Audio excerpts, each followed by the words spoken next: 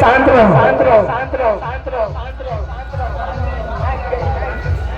Hello हम coordinate दे रहे हैं, एक आदमी को बैठ के आराम से बोलिएगा, ठीक है? ये 11 है, आ रहा है बैठ लेके आ रहा है, टेंशन मत लो, आ रहा है।